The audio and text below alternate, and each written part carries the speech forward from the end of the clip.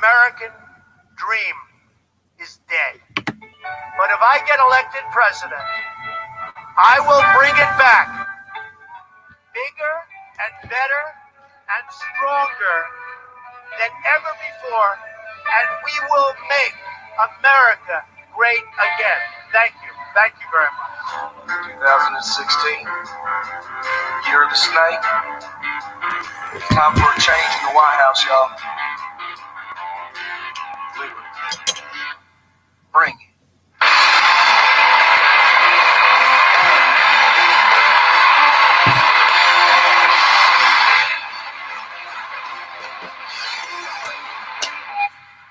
If you want a real deal, then you gotta get a real leader. Want a real leader, then we need a real man. Build a wall, deal with all them terrorists. America needs a man that can.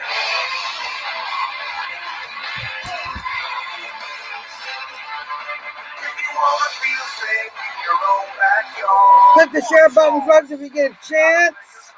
Let folks know we are live.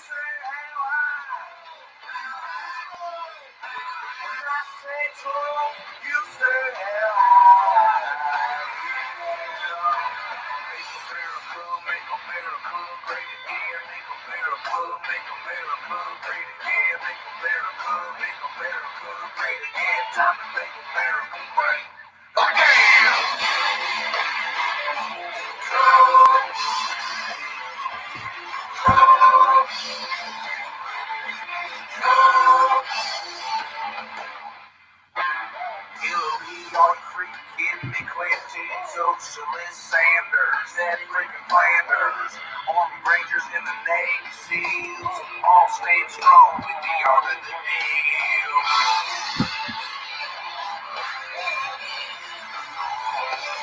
If you like your eyes, if you love your guns, one choice, the only one. When I say Trump, you say hell high.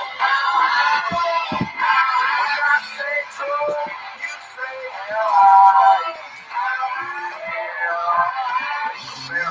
Make America great again. Make America great again. Make America great again. Time to make America great.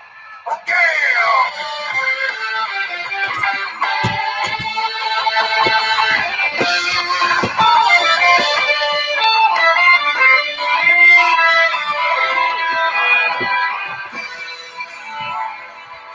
Are you a real patriot of the USA? I am.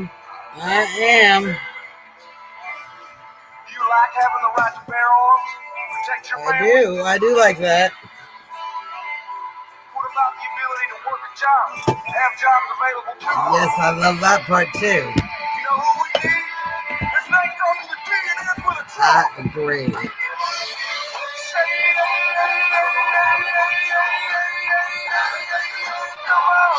Hello, Chuck. There's Diane. Welcome, welcome. Diane's going to be popping in just a little bit. Talking about reopen Pennsylvania and reopen DC and reopen America, all the great stuff we're doing. So we'll be happy to have her in a little bit. Good stuff, you guys. We're making progress, y'all. We're making progress, man. So proud. So proud.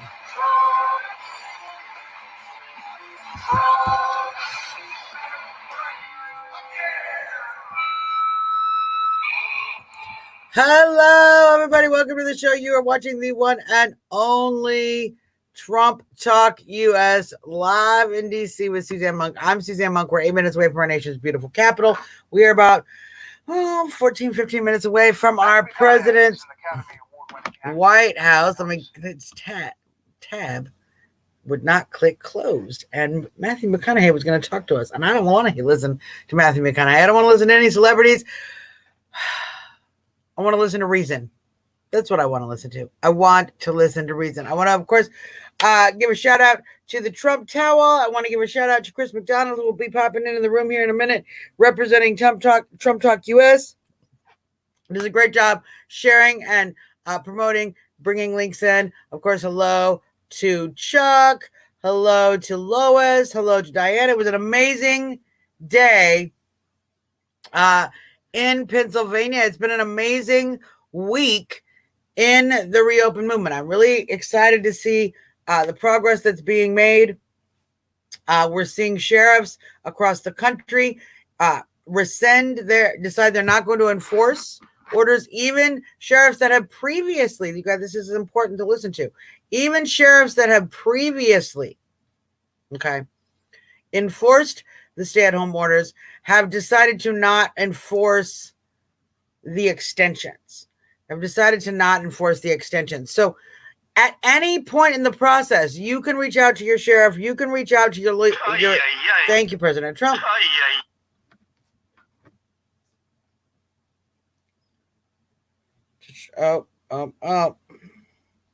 Breaking news from the reopen movement.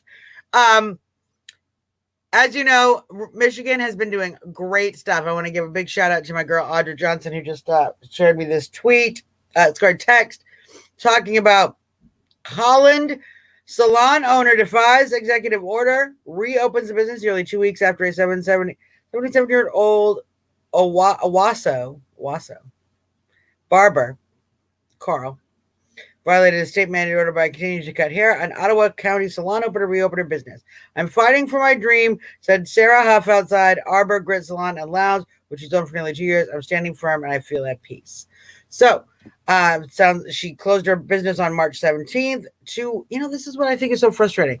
People, how's it going? Erica, how's it going? Lillian, good to see you guys. Yeah, I think he is pressing down, and I think he is pressing up on the hearts and the strength of people across the country who are making these decisions. So Susan Huff in Holland, Michigan. If you're in Michigan, if you're anywhere in that area, I don't know where on the mitten is. I can't do mitten in text. Otherwise, I would text her. I'd be like, where it is on the mitten? Where's it on the mitten? Audra, but that's an in-person thing. So Google it. Look up the digital mitten. If you're anywhere near the area, support. We're going to be sharing information about what's going on with her and her reopening going forward. Great job, great job, great job, great job. And wait, they have a meeting with the barbershop. They're working on getting Audra Johnson is going to single-handedly get business by business, okay? We're working on state by state, country by country, county by county. Audra's going business by business in Michigan. Getting stuff done. My reopeners are the best. My reopeners are the best reopeners. I love my reopeners. So, as you can see, my beautiful sign, made by my friend Brenda, who was at the Reopen DC rally. We had a good amount of press turnout. We had a small amount of people. We had a good amount of press. You guys, this video, I was on fire. We had great speakers. Isaac Smith spoke about his experience up as a FEMA deployee up in New Jersey, what's going on, the misinformation that's going on in the hospitals, the real information that's going on in the hospitals. We had Liz Mattori, who's running for Congress out of Baltimore. She came down to talk to folks. We, of course, had Ralph Chittums, who has run for DC Council in the past, and we had Maria Pickering, who is running for DC Council right now. Right now. Very proud of her for joining us in organizing this event. And we had Dr. Shiva. I was so close, I almost said his name. It's very hard. I cannot remember how to pronounce his name. But we all call him Dr. Shiva. Makes it a little easier. And he happened to be in town delivering his 100,000 signatures, his petition to the president, obviously, to I hope it's to fire Fauci. I think the petition is to address some of the issues with the immune system, and certainly in an opposing way from what misinformation, Fauci, and just fear-mongering. It's not just misinformation, but fear-mongering that we've seen from Fauci. And there's over 100,000 signatures. Dr. Shiva has been trying to reach out to the president and let him know there are other opinions in the world of epidemiology. There are other opinions in the world of medical practices. We had the Reopen DC rally, and a lot of the little liberals here in my town in DC are very upset at us for suggesting that hydroxychloroquine is a potential treatment. Now, here's what's funny. I didn't tell people that they should take or shouldn't take hydroxychloroquine. What I said and what the facts are. There are hundreds and hundreds of cases, hundreds of doctors, countless doctors across the country, which we don't know because they're not readily publicizing that they're using this treatment. Doctors around the world who have used hydroxychloroquine with azithromycin and zinc to great effect. 99% recovery rate, even more so in some trials, 100% recovery rate. Very rapid recovery rate, even from very bad. Now, here's the thing. What I said is that's a decision between a woman or a man and their doctor. That's a decision between a patient and a doctor. Yeah, yes, I know. The Stooges, Lillian. So that's not wrong. If your doctor says the same thing I told the folks about mask wearing, and they always ask, why don't you tell people to wear masks at your rally? Well, one, I don't believe in wearing masks as a protection for healthy people because I have read what the Surgeon General says. I've read what Dr. Fauci even himself has said. I've read what the CDC has said, other than in this odd, strange moment where they contradict themselves entirely, and repeated studies and evidence that show that healthy people wearing masks is just a dumb idea. Increases disease, decreases oxygen level, does not prevent enough to cause the health risk that you're experiencing. Okay. We're not living in an Ebola zone.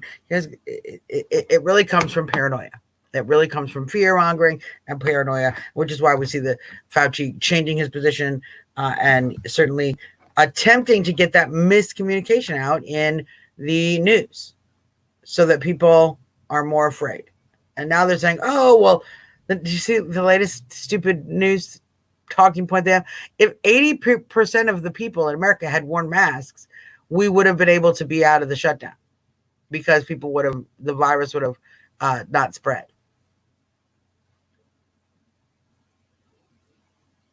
66% of the people of the new cases in New York who got the virus stayed inside, quarantined, wore masks, did the whole thing. It's not those of us who refuse to buy your BS that's causing the shut. They love to do this. Oh, the people who go outside, they're causing the shutdowns to be longer. Oh, the people who don't wear the mask, they're causing the shutdowns to be longer. Oh, the people who have protests, they're causing the shutdowns to be longer. No, we're not. Georgia's open. They're having lower and lower cases. Certainly across the country, many places, as they are starting to see reopening, some form of reopening. Other countries as well. It's BS. Reopening is not causing this massive upsurge. Go out, get some sunshine, get some healthy air. If you're afraid of getting sick, stay away from people, just like every other season of flu, of cold, of everything since the dawn of time. Since beginnings until now. Since the beginning when they wrote the Constitution, when they formed this nation, in the middle of a smallpox epidemic. Since the beginning. Take precautions, go outside. Wash your hands, be careful, go outside. Build up your immune system, stay healthy, go outside. Get some sunshine, get some fresh air. Air out your house. Clean. We're overly disinfecting. Some of what I'm seeing with this Kawasaki disease that they're saying children are getting, in New York, they've seen several cases of Kawasaki disease. Kawasaki disease, let's talk about it for a second while we're waiting for Diane to pop in here pretty soon, is an inflammation. It's a disease that causes inflammation. It causes rashes on the skin, but it can also cause inflammation in your arteries. And that's the concern that people have. It creates this rash that you're getting on your skin on the interior of your arteries, causing inflammation.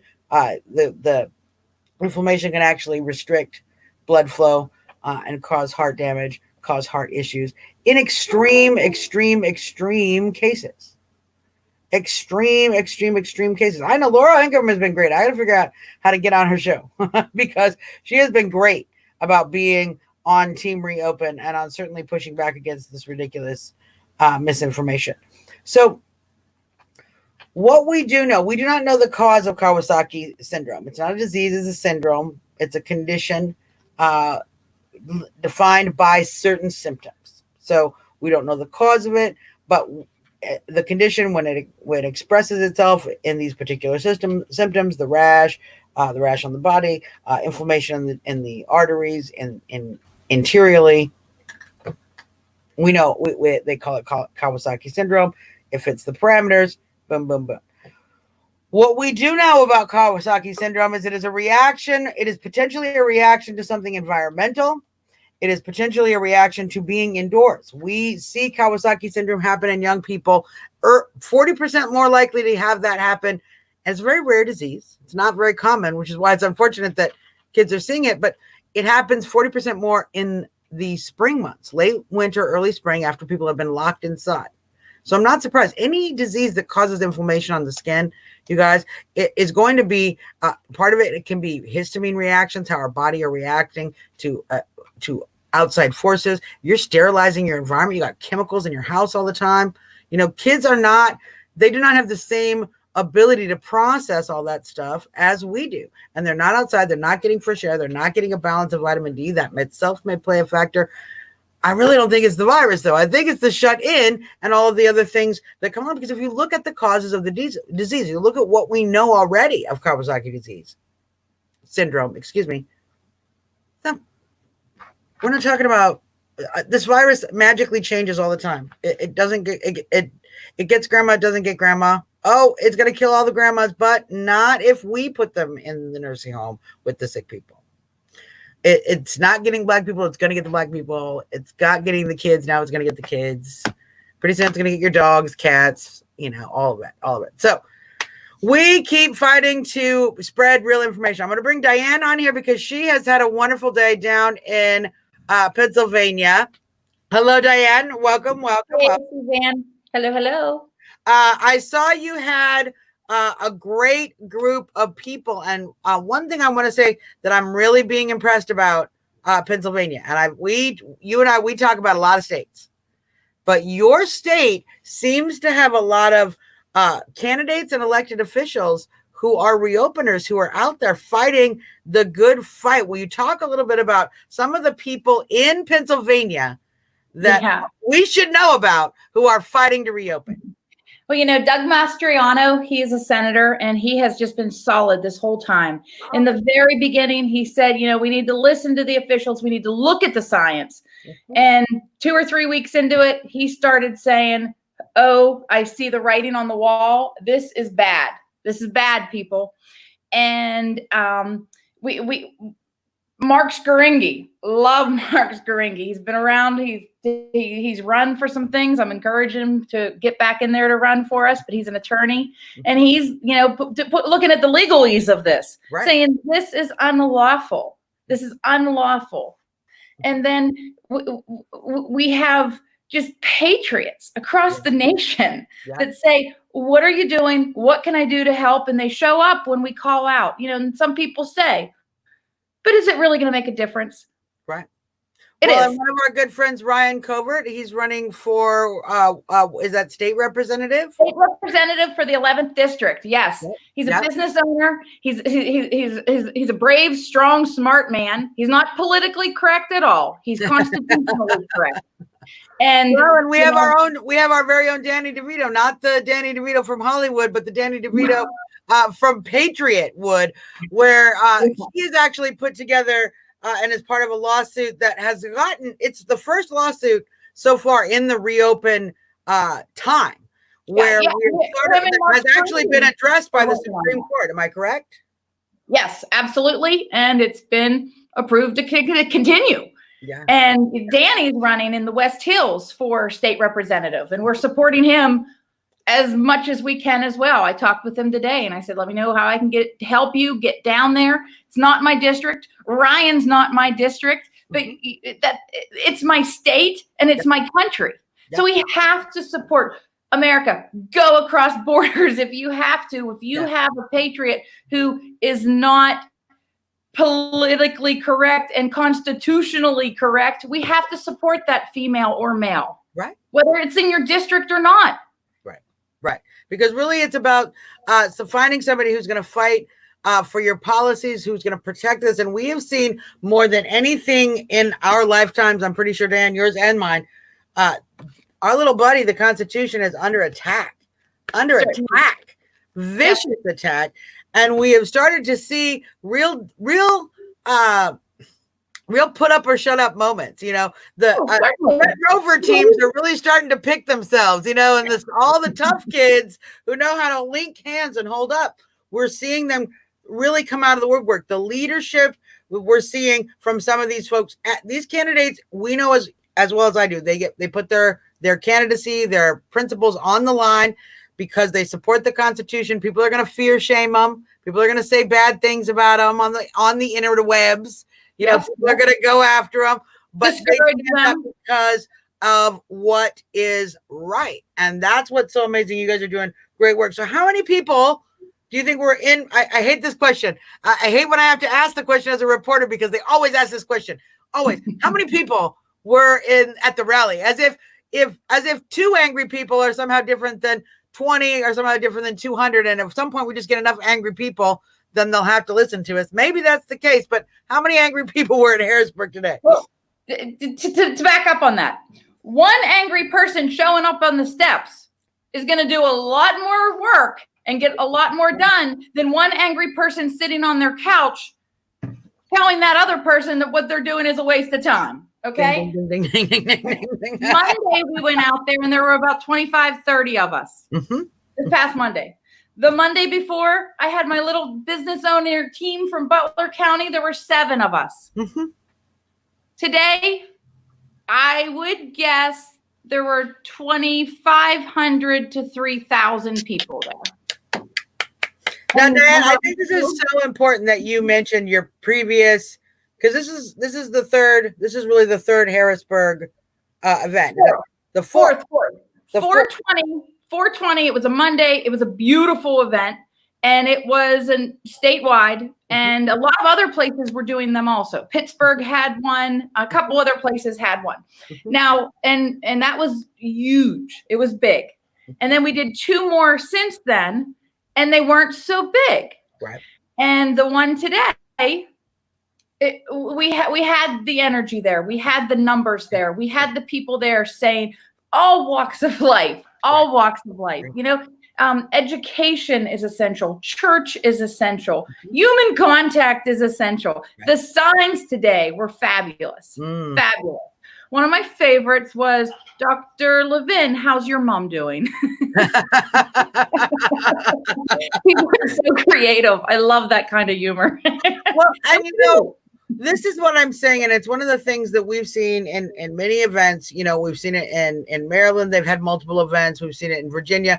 Sometimes the first event might be small, but then it builds. You know, the second event gets a little bigger. Sometimes that first event is big, and then everyone thinks the job got done, and they don't realize we got to keep doing it. And so the second one's smaller. The third one might be a little smaller. But as you're saying, if you keep showing up, other people keep showing up. You're showing up. They see that, they go, the fight is still on. Let me get back in there. Let me go and support. And that kind of consistency, I've seen it work in Michigan. I've seen it work in North Carolina. I've seen it work in Maryland. Just today, they had another protest down in Annapolis. Liz Mattori, who was at our Reopen DC rally just on Thursday, was down over there today. So it takes consistency. It takes an ongoing effort, you know, and one of the things I think is great about these rallies, we get the media out, people get to see, you motivate the people. But as you know as well as I do, Diane, we can motivate them to wave signs all we want. That's not the real work. You're absolutely right. And I want to just get this out there and send this out. I hear so many times people say, oh, we have to vote Republican. No, we don't. We have to vote Republicans who are going to defend our Constitution. Right. Big difference. We have to vote for Republicans who have, if they're in office, they have a track record of showing that they support our president and our freedom. And if they don't, we need to campaign against them and get somebody else in there. Right. A new Republican, one that's not going to say my hands are tied or it's an uphill battle. Once you start hearing those words from your elected officials, guess what? They're now part of the establishment. Well, And yeah, you need and Larry Hogan is a Republican, so I'm told, although it confuses me every time somebody says that. we could put a few things here, but that's not going to do any good right now, other than just letting people know, you have to get behind candidates. Yeah. You have to know who's on that ballot. Yeah. Elections have consequences, and local elections, one of the biggest blessings I see from all of this is people are seeing, well, darn, my local officials do have more to say with my day-to-day living than I thought, because we hear so often when it's not a presidential election, I like the president, but I don't like this person. Okay, you don't have to like the person.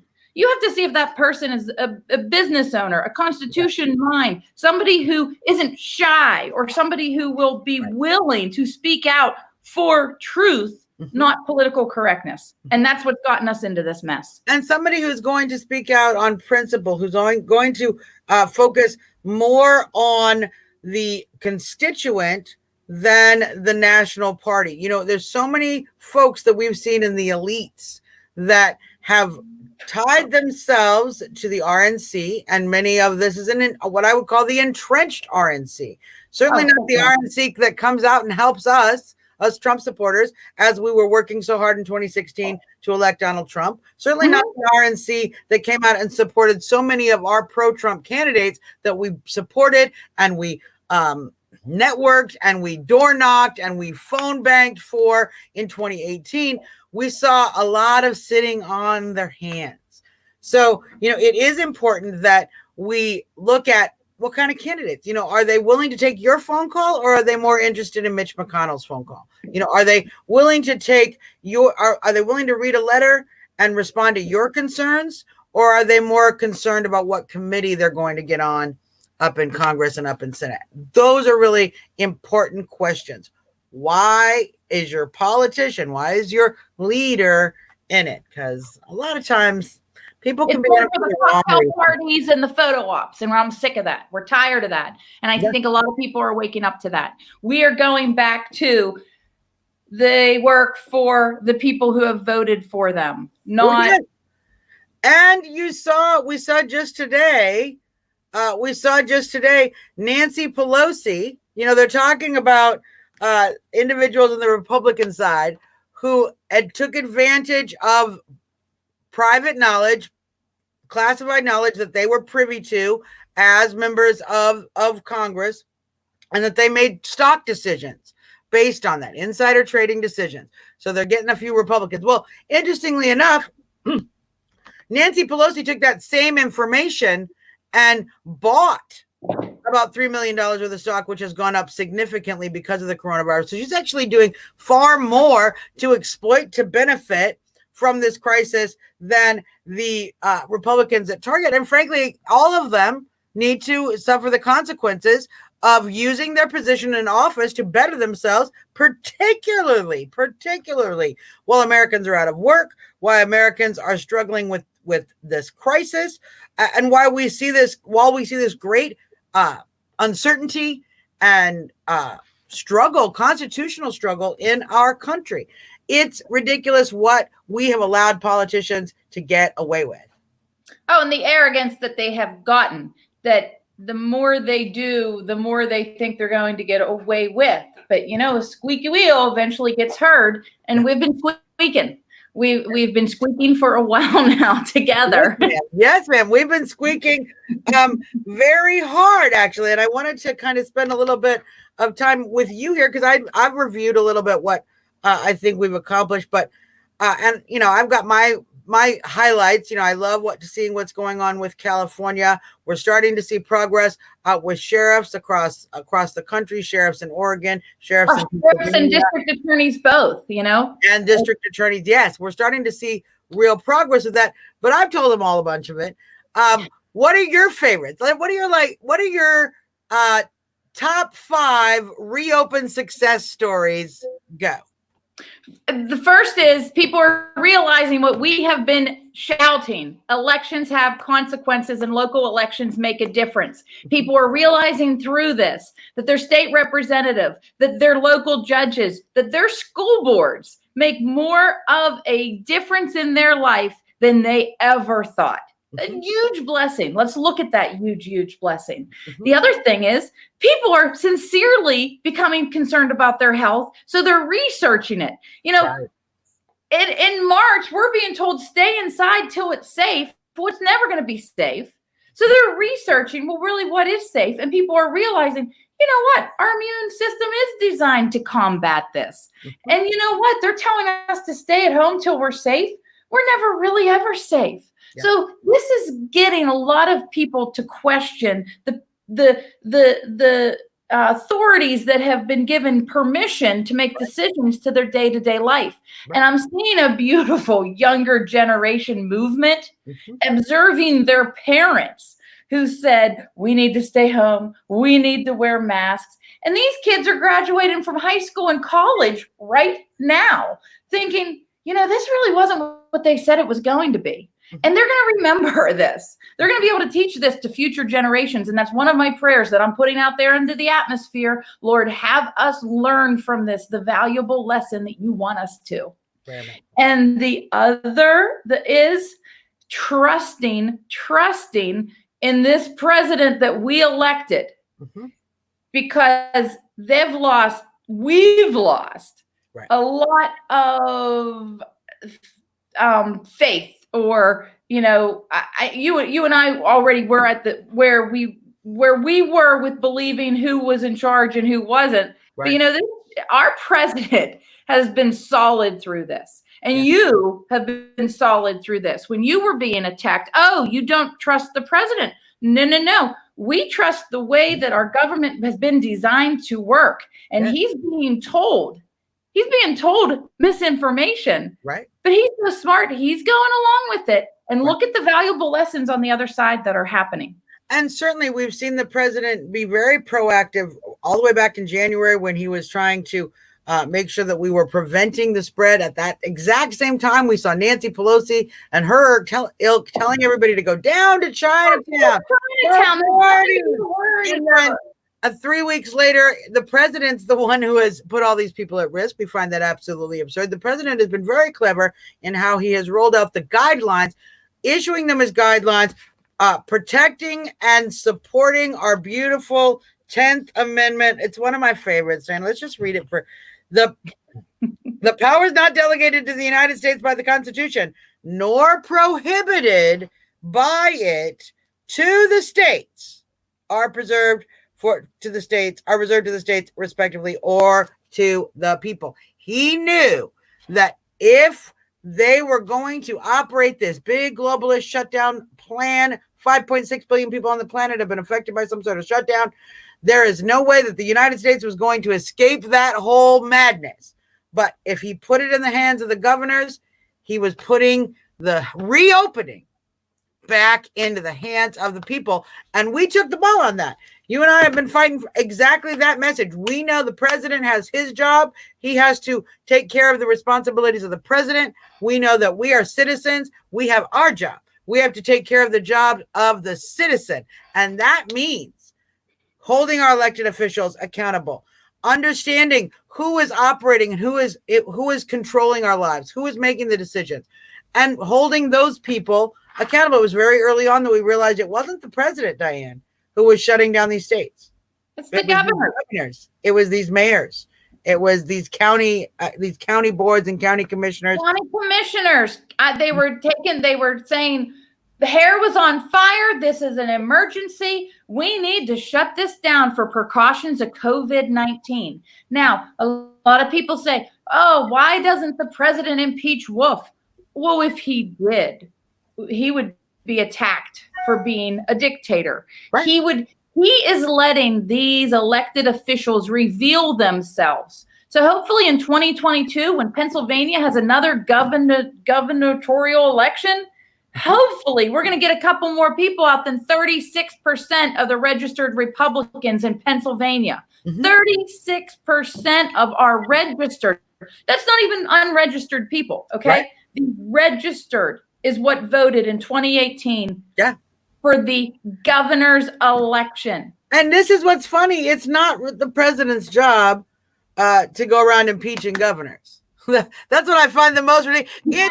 if you want the governor impeached, boo boo, that's on you. That's on the people. That's why there were 3,000 of us on the steps today. It's our voices. The president doesn't have the authority to do that.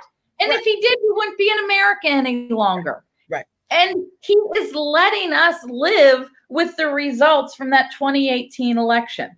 Yeah, and I think expecting us to step up to the plate, and we actually see so many patriots, and we saw today the president tweeting out about his great keyboard warriors, although many of us put our boots on the ground a lot more than behind the keyboard. But certainly I think I would include, considering how much work I get done online, I think I would include myself in that thank you from the president, as I want an entire campaign online and not have it be on the backs of the taxpayers. Yeah. Okay. Yeah. And it's so important that we understand that presidential citizen difference. You know, it's important that we understand that, you know, we other folks earlier in this president, we've seen things that the president has done. People freaked out. Oh my gosh, when he was talking with the Democrats about DACA, and everyone threw a hissy fit. Everyone on my feet, I'm off the Trump train. I'm off the Trump train, freaking out. What happened? He gave the Democrats enough rope. They didn't want to work with them, and they looked like they didn't care about DACA at all the whole time. He made them look like fools. Once again, we're going to have that opportunity, but I think we've gotten a little soft, particularly even on the MAGA side, on the Trump side. We've seen the president has been doing a lot of our homework, you guys, and now Daddy isn't going to do this homework assignment. This is going to be us. This is our homework assignment. He's got his job to do. We're going to do it. And that's the blessing of living in this republic that we're so blessed to have. Mm-hmm. You know, that it's the people's voice. And we have it, use it. My goodness, we live in the best nation in the world. The government didn't shut us down. We shut ourselves down. Yeah. We allowed decisions from the beginning. This will happen. Yeah, and I said this from the, you know, it's funny because Reopen America PAC actually founded on March 25th. That's when it's filed with the FEC. You can check it out online. We were barely shut down. Barely anywhere was shut down at all at that time. And I was begging everybody, please don't go any further with this. The consequences are going to be grave and long lasting. Now we've had some positive, Diane, we've had some positive. We've got a few more minutes here. Certainly. I want to just talk a little bit about those grave consequences, because I think it's important to remember what we're fighting for, why we're fighting so hard to reopen America. We are seeing suicide rates go up. We are seeing health risks from being shut in, like I was talking about the Kawasaki syndrome that they're seeing in children. We are seeing alcoholism, domestic abuse, all of these things. What is your gravest concern going forward if we cannot get this country open quickly enough? Starvation. There are hundreds of thousands of animals being euthanized because the chicken farmer in Delaware who sold eggs to colleges, high schools, restaurants, he or she can no longer feed their chickens. They're producing eggs that they don't need. They're euthanizing them. Right. There are fields in Idaho, potato fields, that are getting plowed back underneath. There are the chickens. Let's go back to that. The wheat that they're now not eating. The farmer that was growing the wheat and the clover for them to eat, to make chop. Yep. That farmer's not going to sell that. Right. We are creating a Dust Bowl, America. Yeah. We are not smart. A hamburger for a restaurant in Butler County 3 months ago was $3.98 a pound if you bought 50 pounds or more of it, and it was top grade, Black Angus top grade. It is today $7.29 a pound, buying 50 pounds of it. That's not affordable. No. Starvation. I had said, since I do have I struggle with depression. I let people know that. I help other people with that. I had such huge anxiety and depression when this was starting, and the people who do suffer from alcohol dependency, drug abuse, they're not being able to go to their AA meetings. No. AA meetings have been canceled. Substance abuse and overdoses have to be sky high, but we don't have any information telling us that right now. Today, my friend and I were driving back to Butler County from Harrisburg, and she said to me, we don't hear many deaths of heroin overdoses anymore. I said, we don't. They're just not reporting it. It's not a story anymore.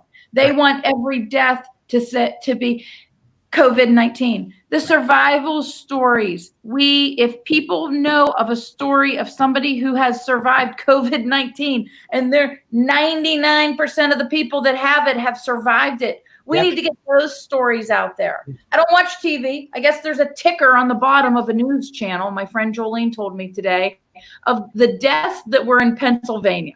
I said, are you kidding me? They had a ticker tape for the death. I said, on the other side, did they have one for the people that recovered? No, they didn't. No. And folks, as we heard from Isaac Smith at the Reopen DC rally, and we've heard, he tells me this all the time.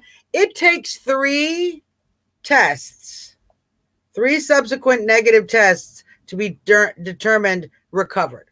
So they are not prioritizing those recovery tests. So you get the first test, they say you got the disease.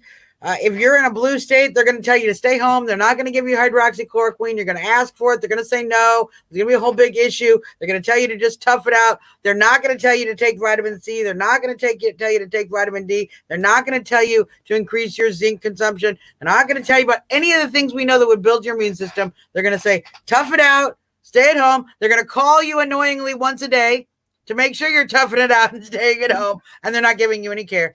You're going to hopefully you'll live. If you get sick enough, they'll let you come to the hospital. They'll stick a ventilator on you, which will kill you faster. So, hopefully you live and you don't go to the hospital. You're doing all right. This is a national story, and it's Brighton Nursing Home in Beaver County, which Beaver County had 77 deaths. 70 of them were from the same nursing home. Right. Well, that's what I'm saying. You get the disease, you get better. You go and take a test after you've ended symptoms. If you can get that test, because that test is not prioritized. They're not trying to take that test. But you need to take that test, and then 2 weeks later, you're going to need to take another test, and 2 weeks later, you're going to take another test. So this is what the process to putting someone on the recovered list is so difficult. That's why we're not seeing the recovery. People have recovered. They just aren't going to jump through 3 tests of loopholes, and this is a great recovery story. My friend Shelly, it's, a brother. I don't know anyone personally, but this is my friend Shelly's son, grandma-in-law. Okay. 89 years old. She was at that Brighton nursing home in Beaver County, Pennsylvania. Guess what? They gave her the hydrochloride. She's healed. She survived. They don't tell you of the people that were in that nursing home that survived. That's right. They only tell you of the 70 that unfortunately passed away. Right. It's sickening. The misinformation is sickening. And they certainly don't want to tell you people who have received the hydroxychloroquine Z-Pak with the azithromycin, with the zinc, the 3-pronged approach that has been very successful in thousands of cases across the country. They don't want to tell you that. They don't want to talk about your immune system, because that would actually be against their narrative. They need you to believe this disease is going to kill everybody. We all need to hide in our homes, and we certainly shouldn't trust our immune system. Now, you and I, Diane, we talk a lot about our immune systems, but it was really great this weekend at the Reopen DC rally. I'm so happy for you. You have great favor with God. Yes, we were so fortunate. Dr. Shiva, I can't pronounce his last name, nor can anybody else, so bear with us all. Dr. Shiva, who has done such great work, he's an MIT epidemiologist, has studied the immune system, has written several books on immunity and immune health, and he happened to be in town delivering 100,000 signatures. What were the signatures for, Dan? He had 100,000 signatures that he wanted to hand deliver to our great president. And they were asking the president to listen to the facts and the real science, and not that Fauci that's working for him. Oh, so we like that Fauci. And Dr. Shiva has been taking on Fauci. In fact, he's been one of the biggest proponents of the hashtag Fire Fauci, I would call movement even. Yes, certainly. Yes. hitting again and again very hard. But fortunately for us, he was able to come and speak to us about the immune system and about how the news uses fake science and uses their junk science again. And we're seeing this again. We're already seeing the studies come. When they say a study shows, they said today, a study shows. I was talking about this in the beginning. If 80% of the population of America had just worn masks for 2 weeks, Diane, then we would be out of the shutdown because the virus would be magically gone, I'm told. This is a study said that. And this is the exact junk science Dr. Shiva was talking about. We don't know where the studies come from. We don't know who is operating the study. We don't have any idea what methods they use, but we have science, quote unquote. We have people who claim to be scientists telling us it's a study and the news reporting it, but not aware. So how ridiculous is the science, the quote unquote science we're getting when we're actually talking to regular scientists and doctors like Rand Paul, even doctors like Dr. Shiva, people who actually experience. How ridiculous is this world we're living in when we listen to Greta Thunberg over Rand Paul? Well, a study shows or a survey. Either one of them are only as reliable as the survey or the study shows the people they were talking to. So unless they want to give names and give real numbers, we don't buy it. Unfortunately, a lot of people say, well, they said, well, who's they? Who's they? And everyone has the same information and access that we do to just research it on your own. Don't believe what other people are saying. Dig in and research it on your own. Yep. And, that Dr. Shiva, I've really adored him for years. It was him that spearheaded and said, inflammation causes disease. Disease can only be at the root of inflammation. And everything, comes down from that. And it's really common sense to go back to, we don't want our government telling us how to take care of our health or our children's health. Right. We want real physicians, people who are passionate about how our bodies work and our own health. But you know what? What we saw in this is how fast Americans want to jump in a hole and hide and say, we will come back out when they say it's safe. Yeah. America, please wake up. Please, please, please. If you want to wait until it's safe to not get pink eye, to not get chicken pox, to not get H1N1, to not get COVID-19, you're never going to go back outside. Listen to those words you're saying. Wear a mask until it's safe. Yeah. Well, what if someone you love dies? Well, we talk about that a lot. What if someone you love, you walk outside, we have some great friends, Diane, you and I have some great friends who have lost a loved one to illegal aliens being in this country and committing crime. Yeah. What if, the left is always like, well, what if one person, what if somebody who dies, wouldn't you be concerned? I want to turn to them and say, why is it that when we say we know somebody who died and it's because of illegal alien crime, why are they not concerned about illegal alien crime? We're crazy racists for wanting to build a wall, for wanting to protect our citizens, for wanting people to come here legally, for wanting to end the human trafficking that is a travesty across our southern border. And here we are, we have that, we're trying to save lives. They turn around and they go, oh, well, if it saves one life, we should ban your guns. We should, get in between you and your doctor. Frankly, Diane, a lot of this started. You should wear a mask. A lot of this started when we had Obamacare. And as we know, President Obama famously said, if you like your doctor, you can keep your doctor. Now, we know that was a lie. We weren't able to keep our doctor. But even the sentence should have been a huge red flag and should have been a call of fury across the country. What right does the president have to give me permission to keep my doctor?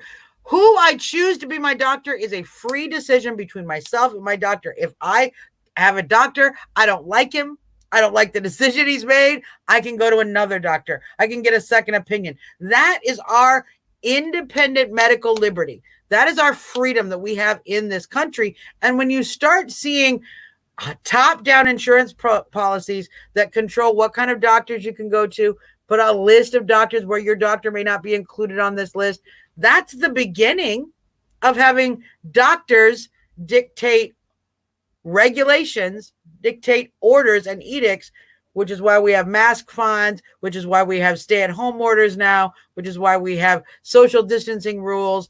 We have the end of gatherings, no one more than 10 people.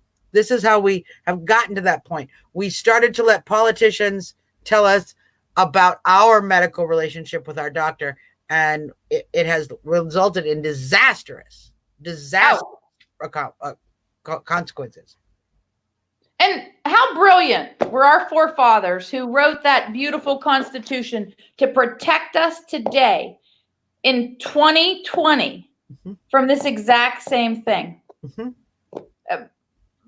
Right now, in fact, one of my favorites, it's the First Amendment, so critical. But right there, when folks are asking, why, Suzzanne, are you so upset? What's unconstitutional about the shutdown? Like, we don't have to go any farther than the fact that churches have been closed by force of the government. Now, Diane, I know you are a woman of faith. You are a strong and passionate woman about your Christian values. How, as a Christian, does that make you feel that the government thinks it can tell you whether or not you can go to church? Certainly. Did you see there was a ruling today in Florida that any pastor who was arrested for having services, the charges are now being dropped? Glory to God. My goodness. Shame on all of the churches that shut their doors because they wanted to be politically correct. I cried to you on a phone call over this. Yes. Listen through my tears of the fear of America's being persecuted, and we're being told it's not safe to worship together. Right. And now where are we with this? I don't even know which week we are in of this pandemic. It started on the 11th. Yes. I know everything caved and crushed down on us in our business on March 11th. We realized the New York City parade was in jeopardy of closing. And that was the same day my daughter got an email from La Roche saying the campus is closing for precautionary measures of COVID-19. So March 11th. So we're in week 8. Is it fair to say 8? Sure. Yeah. Or 9 weeks? We've gone 9 weeks without church because of a virus that has a 99% recovery rate. Yeah. And that is our First Amendment right. And, let's go into that beautiful, beautiful right to bear arms. Yeah. That we don't have the First Amendment if we don't keep our Second Amendment. That's right. That's right. It's so. And everyone after that is just as equally important for the freedoms that we are able to have. Well, and we're going to see we're going to see all of the reasons we have the Second Amendment in play. Not merely the tyranny, which we see a lot of tyranny, but of course the right to self-defense. As we see crime go up, we're going to see families who want a firearm to protect them and their loved ones. So, which is another show, but such crazy things happening with that also. But I wanted to say, if I may, June the 8th, there is an NRA rally in Harrisburg, Pennsylvania, to say Governor Wolf. Some of us may or may not think that we personally need to own a gun, but we certainly support that if you want to own a gun to protect your family, you should be able to in the United States. So we are hoping to do a replay of what your beautiful friends in Virginia did, our beautiful friends in Virginia.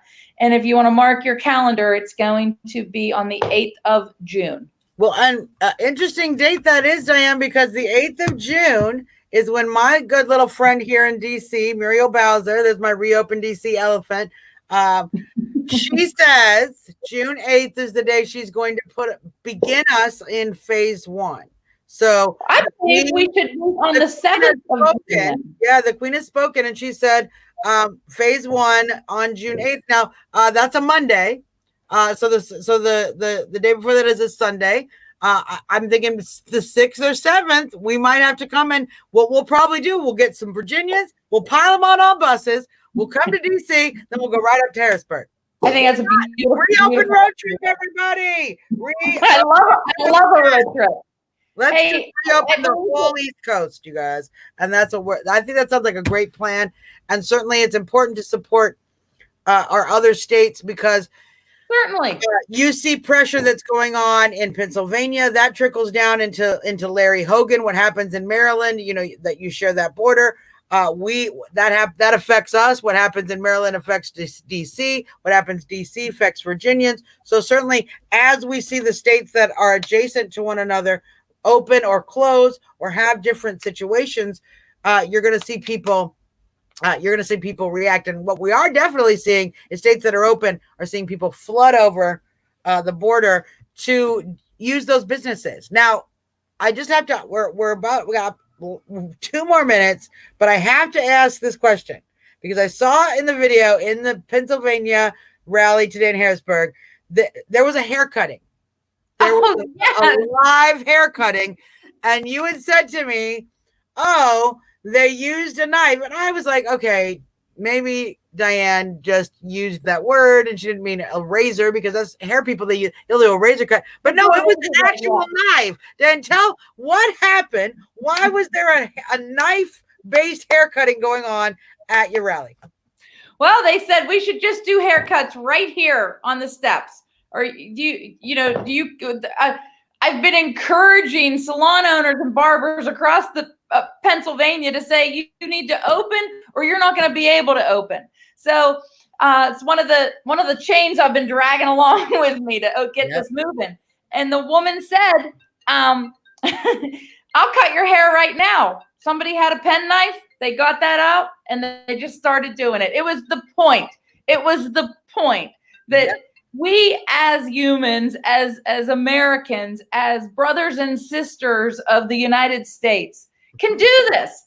And boom, haircut on the steps. She's a stylist and she just gave a quick, beautiful haircut. And that's what freedom looks like.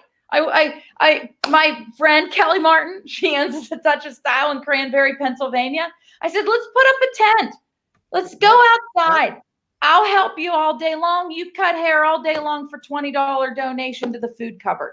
Yeah. Well, she wants to just cut hair. She wants to open her salon. But the people who work for her are saying, oh, not so soon. We're making more money on unemployment. Right. Listen, if these places don't open, they're not going to be opened. Yeah. I see right now 30% of the businesses are not going to reopen in Pennsylvania. That's what I'm seeing. Not because they don't want to, because they're not going to be able to afford to. Let's go back to those truckers. The truckers of America, they're out of work because they take mom and pop stores product. They're starving to death right now. There's nothing. There's no freight to deliver because nobody's ordering it. Mm-hmm. Yeah. And no restaurant freight, none of these things. Certainly that's a lot of the problem we see. And at the same time, we see brokers double dipping. We see them taking more and more out of the paychecks of the truckers. As we talk to so many down here in DC just this week. So yeah, yesterday. And yesterday. Yeah, that's great. I hope that the truckers are back on the road by June 7th. Our event in DC, June 6th or 7th. If they're not, I want to do a shout out there. We need to get a convoy of truckers and buses down there. We need to open up every single day that we're closed. Every single day that a small store can't open, we are facing graver and graver results. And I would encourage each and every business, as you are thinking of reopening, as you are starting to call your employees and to offer them their jobs back, turn those layoffs off and bring people back to work. I'm just going to call it. If any one of your employees, and I know some of these folks you've worked with a long time, if any one of your employees tells you that they are making more money on unemployment and they would rather stay at home, great. Consider that they quit and report that to unemployment. Yeah. Often we have the problem is that unemployment is self-reported. So if that employee does not report that they actually quit the job now that they were offered their job back and they quit it, they'll continue to get unemployment for several weeks until the government figures it out. And then unfortunately, these idiots, they don't understand the unemployment process. Many of them are going to have to pay back those weeks of unemployment they received that they were not actually eligible for because they had actually quit their job by not accepting that layoff back. And folks, I'm going to tell you something. When you do that, fire those deadbeats, okay? Put out an ad because I am starting to see ads for jobs on Facebook. I'm starting to see ads for jobs around the community. The businesses who need people, let folks know. And there are so many people who, great individuals, business owners, managers, people with great skills who are out there. They need work. They are wonderful employees, and they will happily come and help your business get back to better than ever before. This may be the way to clean house with some deadbeats and get some better employees. So I encourage each and every one of you business owners. I know you care about your employees. I know you've built up families, but if those family members aren't there to support you and to make sure that business continues so that they continue to have a job, you continue to have income for your family, make a different decision. Real quick, if you are a salon owner or if you are a storefront owner and you don't think other people should be opening, that's fine and that's your opinion. And you stay closed. Stay hid in your house. Yep. Don't open. Yep. But this is simple macro economics. If we don't have people cutting hair, if we don't have people having storefronts, if we don't have construction workers, the prices of everything are going to skyrocket. It's going to go back to the 40s where only the wealthy had their hair done at salons and the middle class, us, get their hair done at home. Right. That's what we're going back to, you guys. You're right. 100%. This is not capitalism. No. This is destroying us. Well, and these young folks who have the crazy hair colors and, when I grew up, it was a little harder to get professional beauty supplies. We didn't have Sally's Beauty Supplies.